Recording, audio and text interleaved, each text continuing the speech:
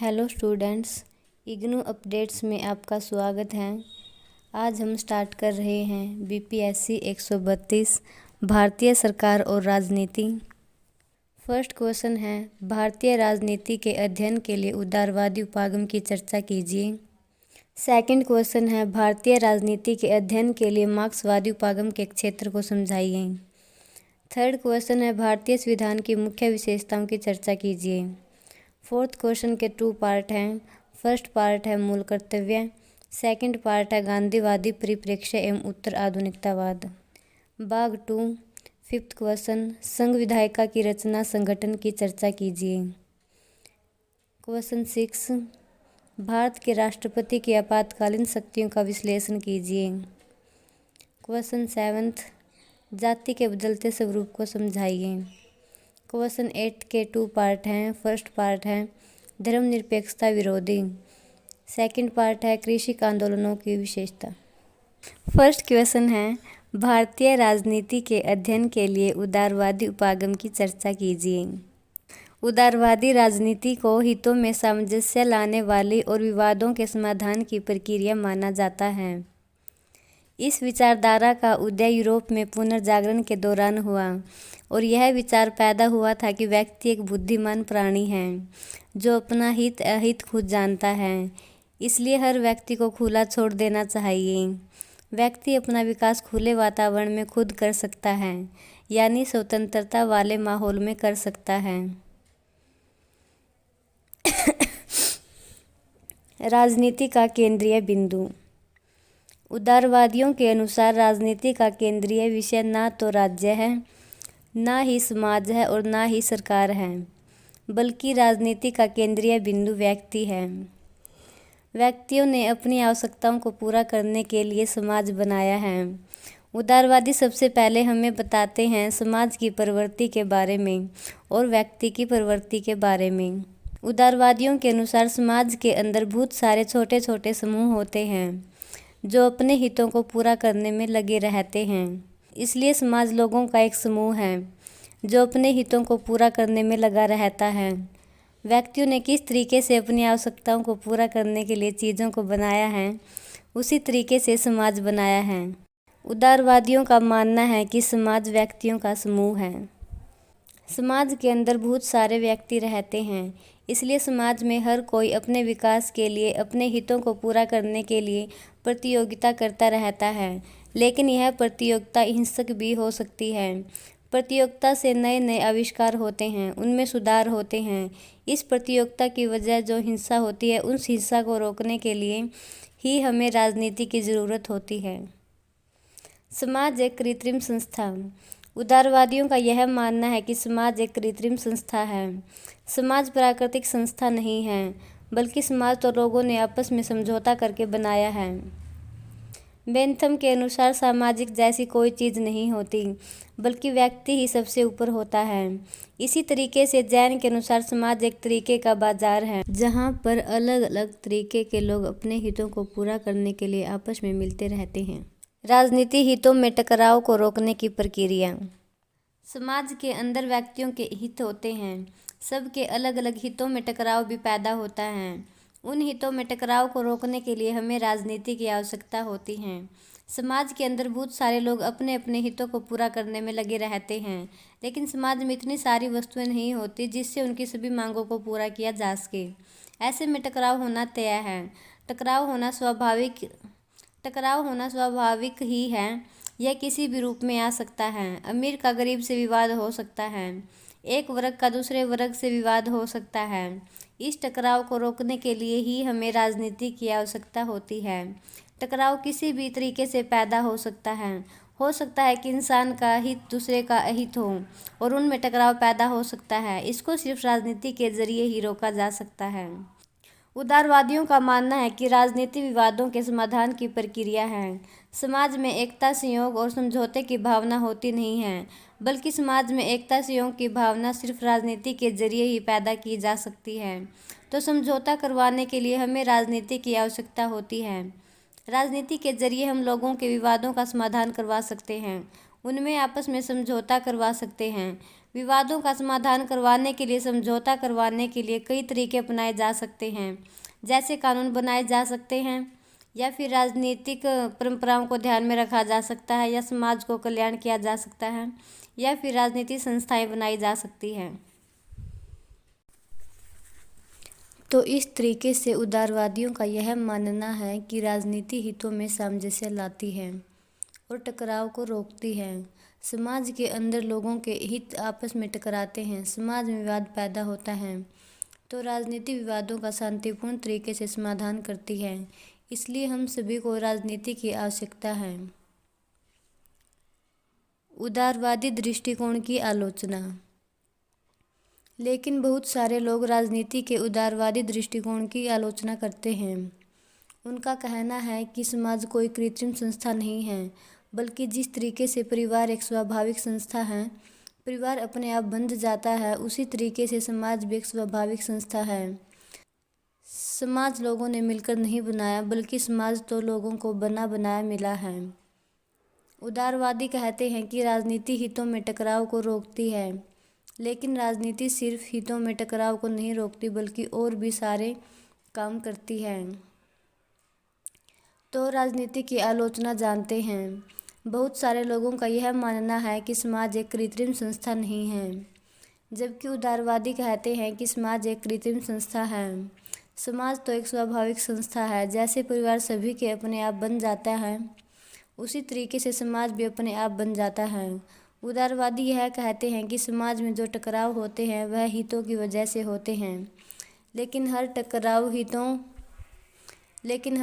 हितों की वजह से नहीं होते, और उदारवादी राजनीति के जरिए हितों में टकराव को रोकना चाहते हैं। पर इससे तो राजनीति की भूमिका बहुत सीमित हो जाएगी, और उदारवादियों के अनुसार राजनीति हितों में टकराव को रोकती है। क्वेश्चन सेकंड, भारतीय राजनीति के अध्ययन के लिए मार्क्सवादी उपागम के एक क्षेत्र को समझाइए। मार्क्स ने हेगल के राजनीतिक दर्शन की समीक्षा करते हुए राज्य के बारे में अपने विचारों का विकास किया। हेगल ने फिलॉसफी ऑफ राइट्स में यह बताया है कि सामाजिक जीवन के 3 स्तर होते हैं: परिवार, नागर समाज और राज्य। परिवार के भीतर विशिष्ट परमार्थवाद होता है, जिसमें व्यक्ति अपने परिजनों की भलाई के लिए अपने हितों को भी कुर्बान कर देता है। दूसरी ओर नागर समाज सार्वभौम अहमवाद का क्षेत्र है। यहाँ पर व्यक्ति दूसरों के हितों की तुलना में अपने हितों को ज़्यादा महत्व देता है। नागर समाज में लोग एक दूसरे पर निर्भर भी होते हैं, लेकिन दूसरों के प्रति उसका व्यवहार यांत्रिक और स्वार्थ से भरा होता है। हेगल मानते हैं कि राज्य एक ऐसा दायरा है जो सार्वभौमिक परमार्थवाद का प्रतिनिधित्व करता है। वे इसे मानवीय चेतना का और सर्वोच्च पड़ाव मानते हैं। उनकी निगाह में राज्य हर व्यक्ति की इच्छाओं को प्रतिबिंबित करता है। मार्क्स परिवार और नागर समाज के बारे में तो हेगल के विचारों को स्वीकार करते हैं, लेकिन राज्य के बारे में नहीं। मार्क्स का कहना है कि नागर समाज में विभिन्न व्यक्तियों और वर्गों के बीच होने वाली होड़ का विस्तार राज्य तक होता है। प्रभुत्वशाली वर्ग अपने हितों को पूरा करने और दूसरों वर्गों पर प्रभुत्व कायम करने के लिए राज्य का उपयोग करता है। असल में मार्क्स के लेखन में पूंजीवादी राज्य के बारे में 2 तरह के विचार मिलते हैं। आमतौर पर पहले सिद्धांत की ज़्यादा चर्चा होती, जिसका वर्णन कम्युनिस्ट मैनिफेस्टो में किया गया है। इसके अनुसार आधुनिक राज्य की कार्यपालिका पूरे बुर्जुआ मामलों का प्रबंधन करने वाली समिति है। यहाँ राज्य को शासक वर्ग के एक यंत्र के रूप में देखा गया है, यानी पूंजीवादी व्यवस्था में पूंजीपतियों का इस पर आधिपत्य होता है। इस तरह मार्क्स उदारतावादी राज्य के बुनियादी विचारों को खारिज करते हैं कि राज्य समाज के सभी लोगों के हितों के बारे में तटस्थ और निष्पक्ष रूप से। लेकिन मार्क्स ने एंटिथ ब्रूमेर ऑफ लुई बोनापार्ट में राज्य के बारे में दूसरा दृष्टिकोण भी पेश किया है। इसमें मार्क्स ने 1848 से 1851 के बीच फ्रांस की क्रांतिकारी घटनाओं का परीक्षण करते हुए तर्क दिया है कि राज्य सापेक्षिक रूप से स्वायत्त होता है। इसका अर्थ यह है कि राज्य समाज पर अपनी इच्छा थोपने में समर्थ है। मार्क्स के अनुसार इसका कारण यह था कि फ्रांस में बोनापार्टवाद बुजुर्वा के एक हिस्से और सर्वहारा के एक हिस्से के बीच अवसरवादी और लोकल भावनावादी गठजोड़ था। इसका मुख्य लक्ष्य अपने शासन के लिए वैधता हासिल करना था। इसने यह दिखाया कि यदि समाज में वर्ग शक्तियों के बीच स्पष्ट संतुलन हो तो राज्य की स्वायत्तता हासिल की जा सकती है। राज्य ऐसी स्थिति में अपनी इच्छा थोपने में समर्थ होता है। मार्क्स का यह दृष्टिकोण उनके पहले दृष्टिकोण से अलग है। यहाँ राज्य प्रभुत्वशाली वर्ग का यंत्र नहीं है, बल्कि उसे कुछ स्वायत्तता भी मिली हुई है। लेकिन राज्य की स्वायत्तता असीम नहीं होती, उसे सिर्फ आंशिक स्वायत्तता ही मिली होती है। राज्य आपस में होड़ करने वाले वर्गों के बीच मध्यस्थता करता है। इस तरह यह वर्गों के अस्तित्व को भी कायम रखता है। मार्क्स और एंगेल्स ने इस बात पर जोर दिया है कि पूंजीवाद की समाप्ति के साथ पूंजीवादी राज्य भी खत्म हो जाएगा और सर्वहारा की तानाशाही स्थापित होगी। स्पष्ट मार्क्स ने यह माना है कि राज्य एक ऐसा यंत्र है जिसके द्वारा आर्थिक रूप से प्रभुत्वशाली वर्ग दूसरे वर्गों का दमन कर सकता है। इसलिए हर राज्य वर्ग तानाशाही का उदाहरण है।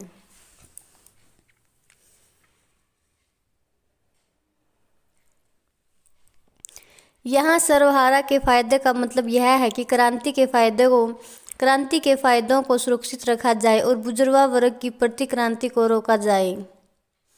लेनिन ने बोल्शेविक क्रांति के बाद सोवियत यूनियन की आवश्यकताओं और अनुभवों के आधार पर सर्वहारा वर्ग की तानाशाही के विचार को ज़्यादा स्पष्टता प्रदान की।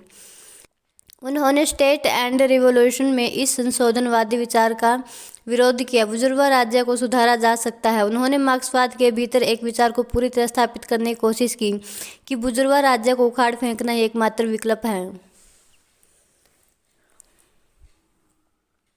उन्होंने मार्क्सवाद में लोकतांत्रिक केंद्रवाद के आधार पर पार्टी के गठन का विचार जोड़ा और पार्टी की भूमिका को स्पष्ट रूप से रेखांकित किया। उनके अनुसार क्रांति के बाद सर्वहारा वर्ग की तानाशाही स्थापित होगी, जिसमें पूंजीवादी शासन के दौरान मौजूद कुछ खास संस्थाओं को हटाया जाएगा और इनकी जगह ऐसी संस्थाएं स्थापित होगी जो लोगों को राज्य सत्ता के प्रयोग में समर्थ बनाएगी। जैसे जैसे लोग खुद राज्य सत्ता उपयोग करने लगेंगे, वैसे वैसे राज्य सत्ता की आवश्यकता और भूमिका कम होती जाएगी। अल्पसंख्यक या बहुसंख्यक के हितों का प्रतिनिधित्व नहीं करता है, बल्कि इसमें हर किसी का हित शामिल है। इस तरह स्टालिन ने राज्य और इसके फैसलों को सर्वोच्च बना दिया। लेनिन की निगाह में यह खतरा मौजूद था कि सर्वहारा की तानाशाही पार्टी की तानाशाही में तब्दील हो सकती है। स्टालिन ने अपने साल लेनिन के बाद स्टालिन ने यह सिद्धांत स्थापित करने की कोशिश की कि राज्य सिर्फ सन द्वारा इस आशंका को सही साबित किया। दूसरे देशों में भी जहां पार्टी को केंद्र में रखकर मार्क्सवादी क्रांति की गई, वहां क्रांति के बाद सर्वहारा वर्ग की तानाशाही व्यवहार में कम्युनिस्ट पार्टी की तानाशाही बन गई। इसने असहमति की अभिव्यक्ति को असंभव बना दिया। कम्युनिस्ट पार्टी द्वारा शासित देशों में इसके कारण व्यापक हिंसा और राजकीय दमन हुआ। पारंपरिक रूप से मार्क्सवादी के भीतर राज्य को दमन या बल प्रयोग से जोड़ा जाता रहा है। इटली के मार्क्सवादी चिंतन एंटोनियो ग्राम्शी ने मार्क्सवाद में एक नए विचार की शुरुआत की। उनके अनुसार शासक वर्ग सिर्फ दमन या बल प्रयोग द्वारा अपना प्रभुत्व कायम नहीं रखता है, इसके लिए यह विचारधारात्मक औजारों का भी प्रयोग करता है। वह बल प्रयोग से ही अपना काम नहीं चलाता, बल्कि वर्चस्व की रचना भी करता है। वर्चस्व द्वारा वह शासक वर्ग उन वर्गों की सहमति हासिल करता है जिस पर उसे प्रभुत्व कायम रखना है। शिक्षा और जनसंचार माध्यम इसमें मदद करते। इन्हें विचारधारात्मक राज्य तंत्र की भी संज्ञा दी जा सकती है। ग्राम्शी ने स्पष्ट किया कि राज्य और शासक वर्ग कई दफा शासित वर्गों की भूत सीमाओं को स्वीकार करते हैं। शासितों को यह एहसास दिलाया जाता है कि राज्य के काम पूरी तरह उनके हित में भी हैं। इस तरह ग्राम्शी ने राज्य के मार्क्सवादी विश्लेषण में एक नया आयाम जोड़ा। फ्रांसीसी विद्वान लुई अल्थुसे ने विचारधारात्मक राज्यतंत्र और दमनकारी राज्यतंत्र का विचार विकसित किया। अल्थुसे संरचनावादी हैं। उन्होंने इस बात पर जोर दिया कि विचारधारात्मक राज्यतंत्र और दमनकारी राज्यतंत्र दोनों ही शासक वर्ग के हितों के अनुरूप व्यवस्था बनाए रखने का काम करते हैं। ये दोनों साधन या तरीके अलग अलग होने के बावजूद आपस में जुड़े हुए हैं। पहला दमनकारी राज्यतंत्र है, जिसमें कानून, न्यायालय, पुलिस, सेना और राज्य की दूसरी संस्थाएं शामिल हैं। यदि कोई व्यक्ति राज्य के निर्देशों का पालन नहीं करता है तो उस पर जुर्माना लगाकर या उसे जेल भेजकर सजा दी जाती है। दूसरा विचारधारात्मक राज्यतंत्र है तो ताकत की बजाय विचारधारा के माध्यम से काम करता है। इसमें वे क्षेत्र शामिल है जहां हम अपने व्यक्तिगत विचार और आज़ादी हासिल करते हैं और उनका प्रयोग करते हैं।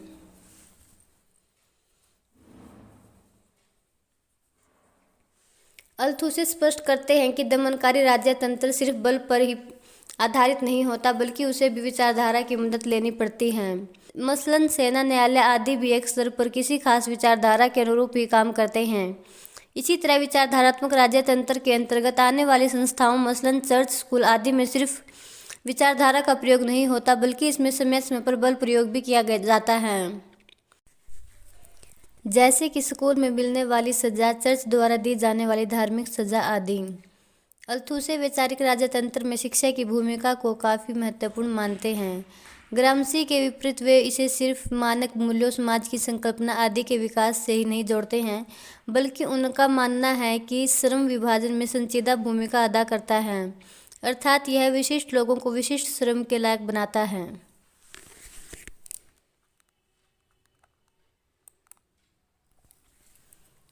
बहरहाल ग्रामशी की तरह अल्थुसे भी मानते हैं कि कोई भी शासक वर्ग तभी अपना वर्चस्व कायम रख सकता है जब वह दमनकारी राज्यतंत्र और विचारधारात्मक राज्यतंत्र दोनों पर अपना नियंत्रण रखे।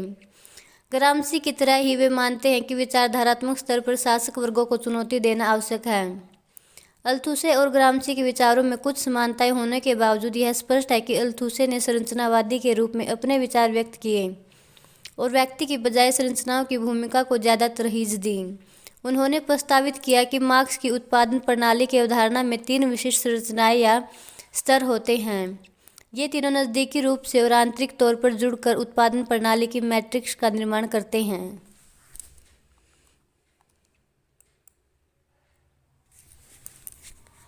क्वेश्चन 3, भारतीय संविधान की मुख्य विशेषताओं की चर्चा कीजिए। भारतीय संविधान एक विस्तृत कानूनी दस्तावेज है। यह भारत की सर्वोच्च विधि है। अन्य सभी विधियां भारतीय संविधान के अधीन होती हैं। वर्तमान में भारतीय संविधान में कुल 395 अनुच्छेद, 25 भाग और 12 अनुसूचियां हैं। भारतीय संविधान में विभिन्न राजनीतिक दर्शन, नागरिकों के मूल अधिकार, नागरिकों के मूल कर्तव्य के अलावा विधायिका, कार्यपालिका और न्यायपालिका के बीच शक्तियों का विभाजन इत्यादि अनेक प्रावधानों को शामिल किया गया है। इसमें केंद्र सरकार और राज्य सरकार के मध्य विषयों का विभाजन भी किया गया है, ताकि इन दोनों के बीच उत्पन्न होने वाले मतभेदों को न्यूनतम किया जा सके। भारतीय संविधान एक ऐसा गुणवत्तापरक दस्तावेज है जो अपने आप में विभिन्न विशेषताएं समेटे हुए हैं। तो आइए अब हम भारतीय संविधान की विशेषताओं की चर्चा करते हैं।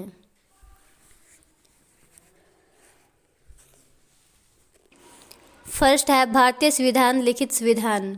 भारतीय संविधान एक लिखित संविधान है। इसका अर्थ है कि भारत के संविधान को लिखने के लिए एक समर्पित संविधान सभा का गठन किया गया था, जिसका कार्य मुख्य रूप से आपसी विचार विमर्श के माध्यम से भारत का संविधान लिखना था। कई देशों में तो संविधान तो होता है, लेकिन उस संविधान को लिखित संविधान नहीं कहा जा सकता है। उदाहरण के लिए ब्रिटेन में तो संविधान तो है, लेकिन वह लिखित संविधान नहीं है। इसका अर्थ है कि ब्रिटिश संविधान को लिखने के लिए विधिवत तरीके से किसी संविधान सभा का गठन नहीं हुआ था, बल्कि विभिन्न परंपराओं, न्यायिक निर्णयों और संसद के द्वारा पारित कानून के माध्यम से वहाँ का संविधान निर्मित हुआ है। इसलिए ब्रिटेन के संविधान को अलिखित संविधान कहा जाता है। सेकंड है भारतीय संविधान विशाल संविधान। भारत का संविधान एक अत्यंत विशाल संविधान है। इसका कारण यह है कि भारतीय संविधान में विभिन्न प्रावधानों को काफ़ी सहज से तरीके से विस्तृत रूप में लिखा गया है, ताकि संविधान का पालन करने के दौरान शासन प्रशासन को अधिक कठिनाइयों का सामना न करना पड़े।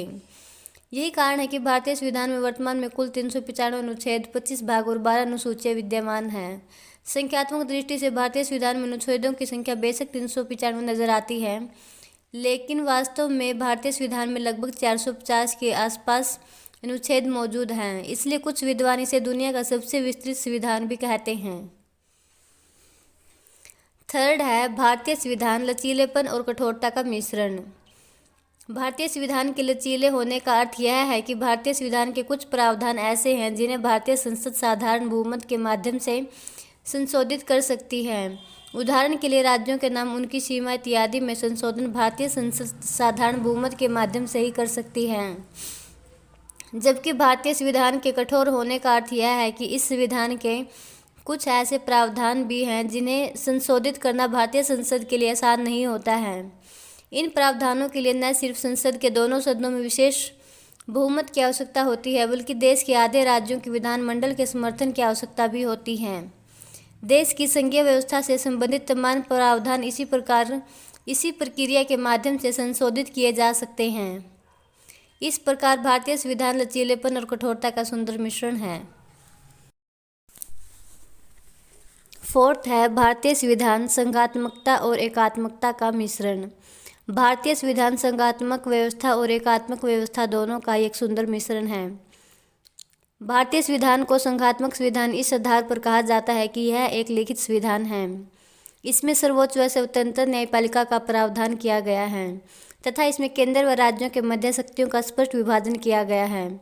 जबकि भारतीय संविधान एकात्मक व्यवस्थाओं को भी समेटे हुए हैं, जो आपातकाल संबंधी प्रावधानों केंद्र सरकार द्वारा राज्यों में राज्यपालों की नियुक्तियों वित्तीय प्रणाली पर केंद्र सरकार के प्रभावी नियंत्रण इत्यादि के माध्यम से परिलक्षित होती है।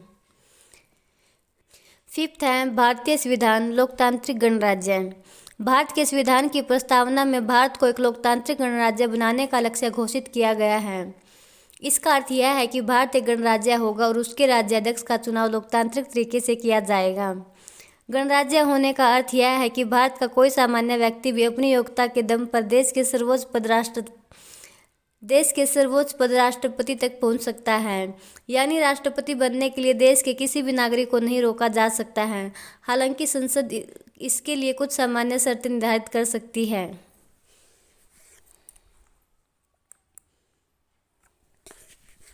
सिक्स्थ है भारतीय संविधान एकल नागरिकता। भारतीय संविधान भारत के नागरिकों के लिए एकल नागरिकता निर्धारित करता है। इसका अर्थ यह है कि भारत का नागरिक सिर्फ भारत का ही नागरिक होता है, वह किसी भी अन्य देश का नागरिक नहीं हो सकता है। यदि कोई भारतीय नागरिक किसी अन्य देश की नागरिकता ग्रहण करता है तो जिस समय वह अन्य देश की नागरिकता ग्रहण करता है ठीक उसी समय से वह भारत का नागरिक नहीं रहता है। इसके अलावा एकल नागरिकता का एक अर्थ यह भी है कि भारत का नागरिक सिर्फ भारत का ही नागरिक होता है, वह किसी प्रांत का नागरिक नहीं होता। यानी घरेलू और अंतर्राष्ट्रीय दोनों स्तर पर भारत में एकल नागरिकता को स्वीकार किया गया है। सेवंथ है भारतीय संविधान संसदीय व्यवस्था। भारतीय संविधान में शासन की संसदीय प्रणाली को स्वीकार किया गया है। इसका अर्थ है कि भारत में मंत्रिपरिषद विधानमंडल के प्रति उत्तरदायी होती है।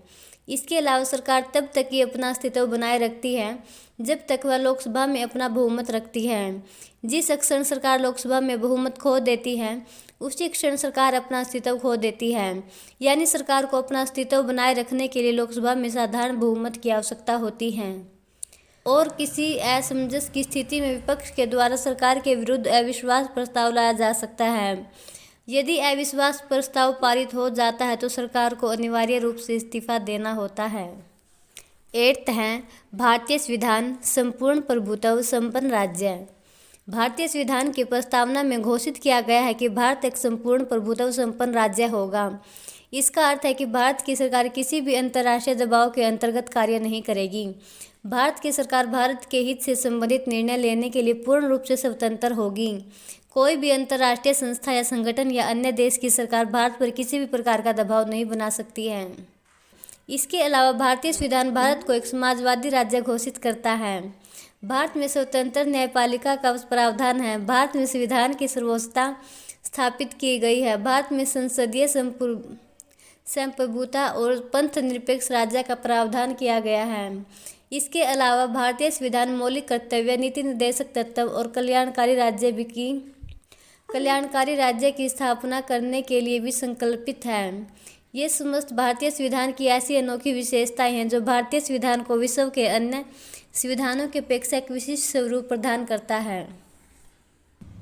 क्वेश्चन 4 का पार्ट भारतीय नागरिकों के मूल कर्तव्य। संविधान के अनुच्छेद 51A में भारतीय नागरिकों के मूल कर्तव्यों की सूची दी गई है जो इस प्रकार हैं। संविधान का पालन करें और उसके आदर्शों, संस्थाओं, राष्ट्रध्वज और राष्ट्रगान का आदर करें। स्वतंत्रता के लिए हमारे राष्ट्रीय आंदोलन को प्रेरित करने वाले उच्च आदर्शों का पालन करें। भारत की संप्रभुता, एकता और अखंडता की रक्षा करें और उसे अक्षुण्ण रखें। देश की रक्षा करें और आह्वान किए जाने पर राष्ट्र की सेवा करें। भारत के सभी लोगों को समरसता और समान भ्रातृत्व की भावना का निर्माण करें जो धर्म, भाषा और वर्ग या अक्षेत्र पर आधारित हो और सभी भेदभाव से परे हो। ऐसी प्रथाओं का त्याग करें जो स्त्रियों के सम्मान के विरुद्ध हो। हमारी समसामयिक संस्कृति की गौरवशाली परंपरा का महत्व समझें और उसका परिरक्षण करें।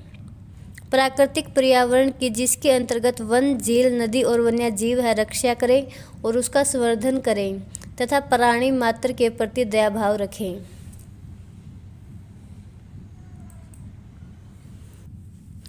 ख पार्ट गांधीवादी परिप्रेक्ष्य एवं उत्तर आधुनिकतावाद।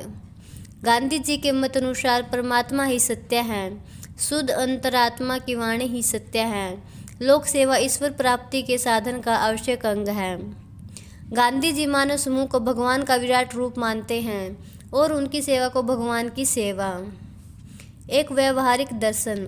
गांधीवाद वास्तविकता पर आधारित है। गांधी जी कर्मयोगी थे, कर्म में विश्वास करते थे। उनका दर्शन उनके निजी अनुभवों, सत्य के प्रयोगों और अहिंसा पर आधारित है। सत्याग्रह। गांधीवाद का मूल आधार सत्याग्रह है। सत्याग्रह का अर्थ सत्य को आरूढ़ करना। सत्याग्रह में छल, कपट, धोखा या परित्याग कर प्रेम एवं सत्य के नैतिक शास्त्र का प्रयोग करना पड़ता है। सत्याग्रह तो शक्तिशाली और वीर मनुष्य का शस्त्र है। अहिंसा पर आधारित। गांधी जी का मत था कि अहिंसा के आधार पर ही एक सुव्यवस्थित समाज की स्थापना और मानव जीवन की भावी उन्नति हो सकती है। अहिंसा का अर्थ किसी भी रूप में अन्य किसी व्यक्ति को कष्ट न पहुंचाना है एवं अत्याचारी की इच्छा का आत्मिक बल के आधार पर प्रतिरोध करना भी है। अहिंसा आत्मिक बल का प्रतीक है। आदर्श राज्य की स्थापना। गांधी जी अहिंसा पर आधारित ऐसे समाज का निर्माण करना चाहते थे जिसमें समस्त मानव सद्गुणी एवं विवेकशील हो, उसमें स्वार्थमयी हितों का कोई स्थान न हो, सभी सुखी, संपन्न एवं निश्चित जीवन यापन करेंगे। सर्वोदय। गांधी जी सभी लोगों की उन्नति, उदय एवं कल्याण में विश्वास करते थे। उनका विश्वास था कि उपेक्षित गरीबों के उत्थान से समाज एवं राष्ट्र की प्रगति संभव है। वैज्ञानिक दृष्टिकोण, मानववाद और ज्ञानार्जन तथा सुधार की भावना का विकास करें। सार्वजनिक संपत्ति को सुरक्षित रखें और हिंसा से दूर रहें। व्यक्तिगत और सामूहिक गतिविधियों के सभी क्षेत्रों में उत्कृष्ट की ओर बढ़ने का प्रयास करें, जिससे राष्ट्र निरंतर बढ़ते हुए प्रयत्न और उपलब्धि की नई ऊंचाइयों को छू ले। माता पिता अथवा अभिभावक अपने 6 से 14 वर्ष के बच्चों को शिक्षा के अवसर प्रदान करें। क्वेश्चन 5 संघ विधायिका की रचना, संगठन की चर्चा कीजिए। संघ की विधायिका। भारत की केंद्रीय विधायिका का नाम संसद है। यह एक द्विसदनीय विधायिका है। अनुच्छेद 79 के अनुसार भारत की विधायिका से 2 सदन राज्यसभा एवं लोकसभा है। परिचय। भारत ने संसदीय लोकतंत्र अपनाया है। वेस्टमिंस्टर इंग्लैंड के नमूने पर डाला गया है। भारत शासन अधिनियम 1935 ईस्वी में परिषद की स्थापना की और इंग्लैंड की संसदीय प्रणाली की नकल की।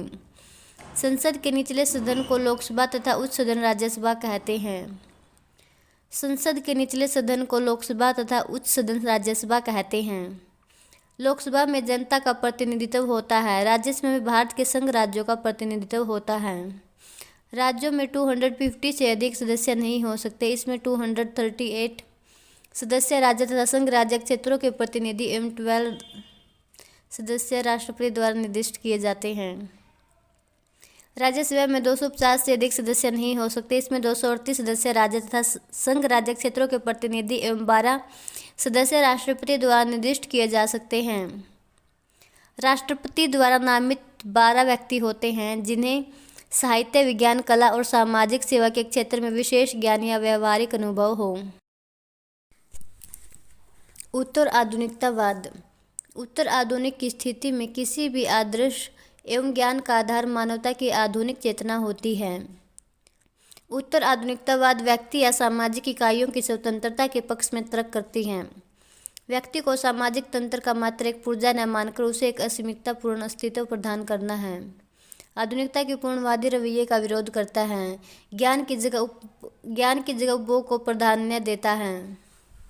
यह अतीत में जाने की छूट देता है, किंतु उसे मनोरंजन बनाते हुए पढ़ने और उपभोग की सामग्री बनाने के लिए यह अतीत का पुनः उत्पादन संभव करता है।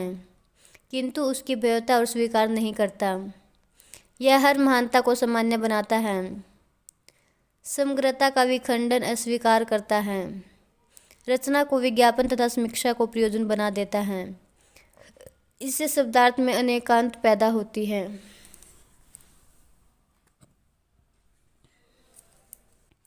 क्वेश्चन 6, भारत के राष्ट्रपति की आपातकालीन शक्तियों की व्याख्या कीजिए। भारतीय संविधान में राष्ट्रपति 3 स्थितियों में आपातकालीन शक्तियां प्राप्त करता है। अनुच्छेद 352, देश में युद्ध, बाहरी आक्रमण या सशस्त्र विद्रोह की स्थिति में राष्ट्रपति को यह शक्ति प्राप्त है कि पूरे भारत या एक भाग कि पूरे भारत या किसी एक भाग की सुरक्षा खतरे में है तो वह पूरे भारत या किसी भाग में आपातकाल घोषणा कर सकता है। हालांकि अगर यह 1 महीने के बाद संसद से अनुमोदित ना हो तो स्वतः समाप्त हो जाती है। इस तरह की घोषणा को संसद के 2/3 बहुमत से पास होना आवश्यक होता है। अनुच्छेद 356, इसके अंतर्गत यदि कोई राज्य सरकार संवैधानिक नियमों के अनुरूप कार्य नहीं कर रही है तो वहां राष्ट्रपति शासन लगा सकता है। इसे संसद द्वारा 2 महीने के भीतर अनुमोदन करना आवश्यक होता है। अनुच्छेद 360, अनुच्छेद 360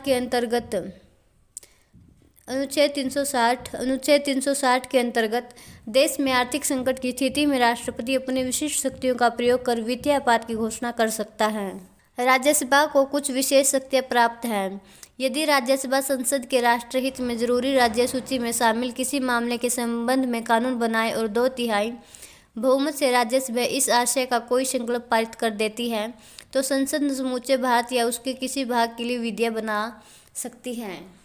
इसके अलावा यदि राज्यसभा में उपस्थित और मत देने वाले सदस्यों में कम से कम 2/3 सदस्यों द्वारा समर्थित संकल्प द्वारा घोषित कर दे कि राष्ट्रीय हित में यह करना आवश्यक या समीचीन है तो संसद विधि द्वारा संघ और राज्यों के लिए सम्मिलित एक या अधिक भारतीय सेवाओं के सृजन के लिए उपबंध कर सकती है।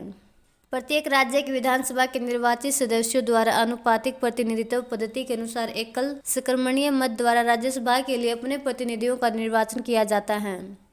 भारत में राज्यों को राज्यसभा में समान प्रतिनिधित्व नहीं दिया गया है। संघ राज्य क्षेत्रों के प्रतिनिधियों के द्वारा निर्वाचन की रीति संसद विधि द्वारा निश्चित करती है। लोकसभा में अधिक से अधिक 552 सदस्य हो सकते हैं। इनमें से राज्यों के प्रतिनिधि 530 एवं संघ राज्य क्षेत्रों के प्रतिनिधि 20 से अधिक नहीं हो सकते। 2 व्यक्ति राष्ट्रपति द्वारा एंग्लो इंडियन समुदाय में से नाम निर्दिष्ट किए जा सकते हैं। लोकसभा के सदस्यों का निर्वाचन वयस्क मताधिकार के आधार पर राज्य की जनता के द्वारा किया जाता है। राष्ट्रपति की शक्तियाँ एवं अधिकार। भारत के राष्ट्रपति की कई प्रकार की शक्तियाँ एवं अधिकार होते हैं, जैसे कार्यपालिका शक्ति। इसके तहत राष्ट्रपति कई पदों पर नियुक्ति करने का अधिकार होता है। प्रधानमंत्री के सलाहकार, मंत्रिपरिषद के अन्य सदस्य, सर्वोच्च एवं उच्च न्यायालय के मुख्य न्यायाधीश, भारत के नियंत्रक एवं महालेखा परीक्षक, भारत के महान्यायवादी, राज्यों के राज्यपाल, मुख्य चुनाव आयुक्त एवं अन्य चुनाव आयुक्त। विधायी शक्तियाँ। राष्ट्रपति लोकसभा के प्रथम स्तर को संबोधित करते हैं। वह संयुक्त अधिवेशन बुलाकर भाषण देने की शक्तियाँ भी प्राप्त हैं। राष्ट्रपति को संसद स्तर आहूत शस्त्रावसान करना एवं लोकसभा को भंग करने की शक्ति भी रखता है।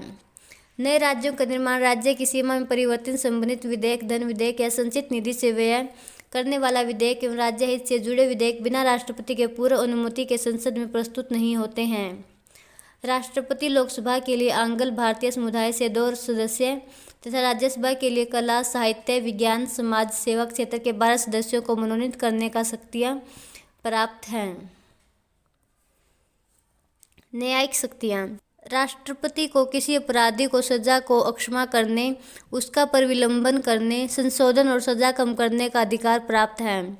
राष्ट्रपति को मृत्युदंड माफ करने का भी अधिकार प्राप्त है। राष्ट्रपति सजा या कोर्ट मार्शल की सजा को माफ कर सकता है।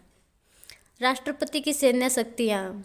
भारत के राष्ट्रपति के पास सैन्य बलों के सर्वोच्च कमांडर होता है। राष्ट्रपति को युद्ध और शांति की घोषणा करने तथा सैन्य बलों को विस्तार करने हेतु आदेश देने की शक्ति प्राप्त है।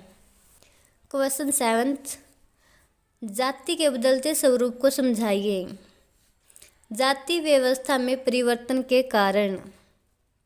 जाति व्यवस्था में परिवर्तन हो रहे हैं, यह कमज़ोर और विघटित हो रही है। यह एक सामाजिक तथ्य है, कोई आकस्मिक घटना नहीं है। जाति व्यवस्था में हो रहे परिवर्तनों के पीछे अनेक कारकों का हाथ है। जाति व्यवस्था में परिवर्तन के कारण यह कारक निम्न प्रकार हैं। औद्योगिकरण और नगरीयकरण। औद्योगिकरण के फलस्वरूप लघु एवं कुटीर उद्योगों का तेजी से ह्रास हुआ है, जिससे उनमें लगी व्यावसायिक जातियों को अन्य व्यवसायों को अपनाने के लिए बाध्य होना पड़ा है। इसके अलावा मशीनों पर काम करने के लिए विशेष प्रशिक्षण आवश्यक है, न कि जातीय गुणों का होना। अतः विभिन्न जातियों के लोग साथ साथ काम करने लगे। इससे विभिन्न जातियों के बीच दूरी कम होने में मदद मिली। सामाजिक सहवास तथा भोजन प्रतिबंध खत्म हो गए। औद्योगिकरण के साथ साथ नगरीकरण में भी वृद्धि हुई। नगरों में विभिन्न जातियों के लोग साथ साथ रहने लगे। द्वितीयक संबंधों की बहुलता के कारण नगरों में अपनी जाति छुपाना भी आसान हो गया। राजनीतिक आंदोलन। भारत में राष्ट्रीय और राजनीतिक आंदोलनों ने भी जाति व्यवस्था में परिवर्तन लाने या जाति व्यवस्था को कमजोर करने में महत्वपूर्ण योगदान दिया है। विदेशी शक्ति की भारत में सत्ता सदैव भारतीय को राष्ट्रीय आधार पर संगठित होकर स्वतंत्रता प्राप्त करने के लिए प्रेरित करती रही। यह राष्ट्रीय आंदोलन जितना उग्र होता गया, स्थानीय और जातीय भेदों की चेतना उतनी ही कम हुई। इन आंदोलन का उद्देश्य भारत में लोकतंत्रात्मक स्वराज्य स्थापित करना था, अतः इससे विषमता पर आधारित जातिवाद दुर्बल हुआ। पाश्चात्य शिक्षा का प्रभाव। जाति व्यवस्था में परिवर्तन के लिए पश्चिमी शिक्षा भी उत्तरदायी है। अंग्रेजों से पहले भारत में जाति के आधार पर शिक्षा प्राप्त की जाती थी। अंग्रेजों ने शिक्षा का सार्वभौमिकरण कर दिया। इससे सभी व्यक्तियों को शिक्षा प्राप्त करने का समान अधिकार मिल गया और नई शिक्षा ने लोगों में वैज्ञानिक दृष्टिकोण को विकसित किया। वही स्वतंत्रता, समानता और बंधुत्व की भावना को भी विकसित किया। धन का महत्व। जाति में जन्म के आधार पर व्यक्ति की सामाजिक स्थिति का निर्धारण होता है, लेकिन आज के समय में आर्थिक स्थिति सामाजिक प्रतिष्ठा का आधार होती जा रही है, जिससे लोग अपनी जाति का व्यवसाय छोड़कर धन अर्जन के तरीके अपनाकर जाति की मान्यताओं की सीमाओं को लांघ रहे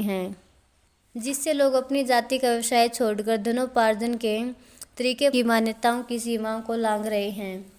एक निर्धन ब्राह्मण से एक धनी शूद्र का सम्मान कहीं अधिक है, अर्थात जन्म के आधार पर सामाजिक पद एवं प्रतिष्ठा प्राप्त न होकर धन या व्यक्तिगत गुणों पर निर्भर होती जा रही है। जाति। यातायात एवं संचार साधनों में वृद्धि। यातायात एवं संचार साधनों में वर्तमान में अभूतपूर्व वृद्धि हुई है। ये साधन केवल शारीरिक गतिशीलता को ही नहीं बढ़ाते हैं, वरन इनमें सामाजिक गतिशीलता भी बढ़ती है। इनके कारण नए उद्योगों, कारखानों, व्यवसायों एवं नगरों का विकास तेजी से होता है। विभिन्न जाति, धर्म, देश और प्रदेश के लोगों के बीच संपर्क स्थापित होता है। विचारों का आदान प्रदान सरलतापूर्वक होता है। इससे संकुचित दृष्टिकोण समाप्त होकर व्यापक दृष्टिकोण विकसित होता है तथा समानता की भावना बढ़ती है। इससे जाति प्रथा कमजोर हुई है। साथ साथ काम करने, रहने और यात्रा करने से छुआछूत और भोजन संबंधी प्रतिबंध समाप्त हो गए हैं।